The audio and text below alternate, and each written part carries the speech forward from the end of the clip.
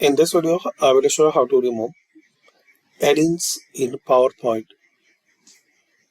Click on File, Options.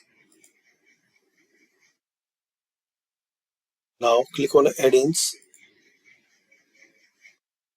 In the Manage, select COM add-ins and remove which you want to. Same Options, Add-ins, and here change the platform, like you added add-ins from PowerPoint add-ins. Select it, then click on Go. Here you will see a list, so remove it.